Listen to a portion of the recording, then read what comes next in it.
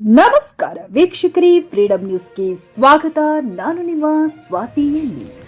ಧಾರವಾಡ ಮನೆಯ gas cylinder ಸ್ಫೋಟ, ಮೂವರಿಗೆ ಗಂಭೀರ ಗಾಯ.